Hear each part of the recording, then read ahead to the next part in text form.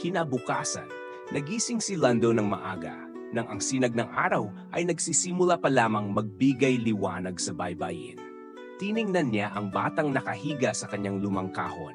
Ang mga mata ng bata na kulay asul ay mahigpit na nakasara, ngunit tila nag-iisa siyang nangarap ng isang magandang panaginip. Maingat na pinagmamasdan ni Lando ang bata. Ang kanyang puso ay punong-puno ng isang kakaibang pakiramdam. Isang pakiramdam na hindi niya pa naramdaman kailanman. Ipinatong niya ang kanyang kamay sa noo ng bata at naramdaman ang init mula sa maliit na katawan nito. "Sino ka?" tanong ni Lando sa kanyang sarili.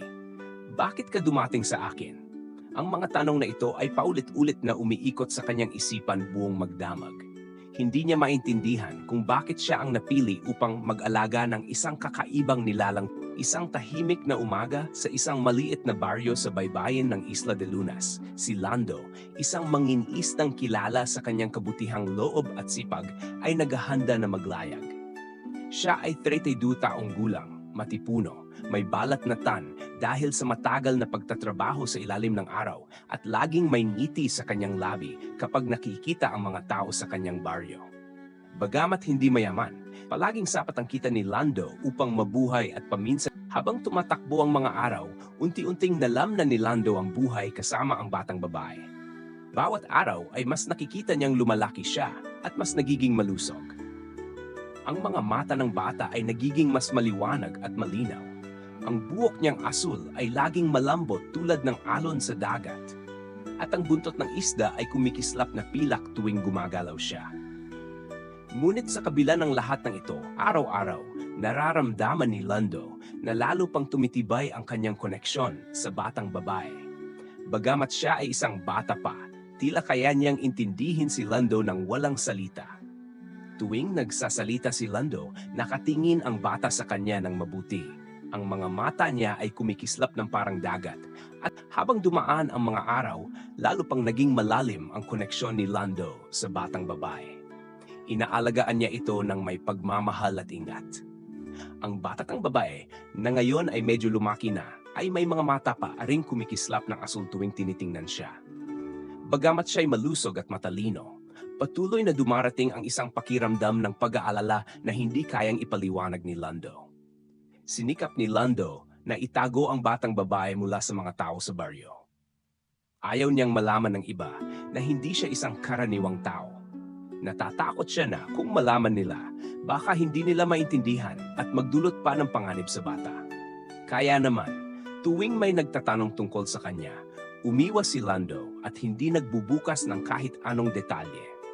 Isang hapon, habang dumadaan si Lando sa isang landas papunta sa kagubatan, muling nakatagpo siya kay Caterio, isang matandang lalaki na nakatira mag-isa sa isang maliit na bahay sa gitna ng gubat. Kilala si Caterio sa baryo, ngunit matagal nang hindi nakikita ng mga tao. Alam ni Lando na si Caterio ay may malalim na kaalaman tungkol sa mga kababalaghan at mga nilalang na hindi pangkaraniwan. Bagamat may mga pagkakataon na tila siya ay nababaliw at may mga patuloy na tinulungan ni Lando ang bangka. Umaalis sa baybayin na dahan-dahan nang nawawala sa kanyang paningin ang baryo. Ang batang babae, si Munting Serena, ay nakahiga sa kanyang mga bisig. Ang mga mata niyang kulay asul ay bahagyang bumangon at tumingin sa malawak na dagat. Nakaramdam si Lando ng katahimikan sa kanyang puso. Bagamat ang sakit ng kanyang kalooban ay dulot ng paglisan ng batang itinuturing na parang anak. Ang dagat, tila nararamdaman ang determinasyon ni Lando, at ang mga alon ay dahan-dahang humahaplos sa bangka niya, para bang binibigyan siya ng lakas at aliw sa mahirap na paglalakbay na iyon. Nagsimulang magising si Munting Serena. Ang mga mata niyang kumikislap ay nakatingin sa malawak na dagat at isang magaan na ngiti ang sumiko sa kanyang labi. Ramdam ni Lando na naiintindihan siya ng bata at sa kanyang mga mata, nakita niyang nagpapasalamat siya. May paggalang sa desisyong ginawa ni Lando. Nang ang bangka nila ay nakarating na sa isang lugar na malapit sa isang malalim na bahagi ng dagat, isang lugar na madalas lamang ikwento sa mga alamat, isang mahina, ngunit maliwanag na liwanag, patuloy na tinulungan ni Lando ang bangka. Papalayo mula sa baybayin, kung saan unti-unting nawawala sa kanyang paningin ang kanilang baryo. Ang batang si Munting Serena, nakahiga sa kanyang mga bisig. Ang mga mata niyang asul ay bahagyang bumangon at tinitingnan ang malawak na dagat na humihilom sa kanyang puso. Nararamdaman ni Lando ang isang kalmado sa kanyang dibdib. Kahit na ang sakit ng paglisan ni Munting Serena ay nagsisilbing isang matinding pasakit sa kanyang puso. Ang dagat ay parang nakikinig sa kanyang desisyon at ang mga alon ay dahan-dahang humahaplos sa bangka, isang paraan ng pag-aliw mula sa kalikasan. Nagsimula ng magising si Munting Serena. Ang kanyang mga mata ay nakatingin sa dagat at isang magaan na ngiti ang sumiko sa kanyang mga labi. Ramdam ni Lando na naiintindihan siya ng bata at sa kanyang mga mata, nakita niyang ang kanyang desisyon ay tinanggap ng buo ng batang iyon. Habang papalapit sila sa isang lugar na malalim sa dagat, kung saan ang mga alamat ay nagsasalaysay, isang liwanag na malabo ngunit kumikislap ang lumitaw sa ilalim ng tubig. Alam ni Lando na ito ay tanda ng isang mundo na hindi siya maaring sumama, isang mundong kinalakhan ni Munting Serena. Dahan-dahang tumayo si Munting Serena, ang mga mata niyang nakatutok sa dagat, parang tinatawag ang kanyang tahanan. Hindi makapagsalita si Lando. Tanging katahimikan lamang ang namutawi sa kanyang isip habang pinagmamasdan ang batang babae. Isang kakaibang pakiramdam ang bumangon sa kanyang dibdib para bang ang dagat mismo ay sumasalubong sa batang ito. Tinatanggap siya pabalik. Alam ni Lando na ito na ang sandali, ang oras para sa batang ito na bumalik sa kanyang misyon na tanging siya lamang ang makagawa. Ikaw ay bahagi ng dagat. Bulong ni Lando, ang kamay niyang maingat na dumaan sa asul na buhok ng bata. At ang dagat ay magpaprotekta sa iyo. Tumingin si Munting Serena kay Lando, ang mga mata niyang kumikislap at bagamat hindi nagsalita, ang ngiti niya ay isang pasasalamat na buo at wagas. Marahan siyang tumayo at lumapit sa gilid ng bangka. Tumayo si Lando at tiningnan siya.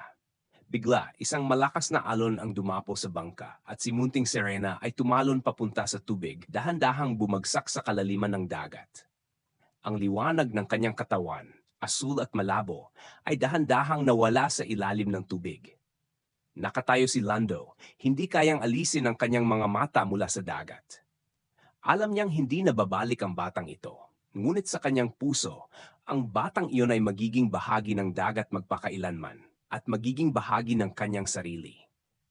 Nang makarating si Lando sa pampang, ang araw ay nagsimulang mag-angat at ang mga sinag nito ay nagbigay liwanag sa buong dagat. Nagngiti si Lando at sa puso niya ay naramdaman ng isang kalmado na hindi kayang ipaliwanag. Bagamat nawalan siya ng batang babae, alam niyang si Munting Serena ay nandoon lang sa isang lugar sa dagat. At isang araw, aalalahanin ng dagat ang pag-ibig na ibinigay niya. Nagpatuloy ang buhay ni Lando, ngunit sa tuwing titingin siya sa dagat, alam niyang tama ang kanyang desisyon. Si Munting Serena ay bumalik sa lugar na siya ay nabibilang, at si Lando, mula sa pusong puno ng pagmamahal, ay patuloy na alala sa kanya. At ang dagat, bilang pangako, ay magpapangalaga kay Munting Serena magpakailanman.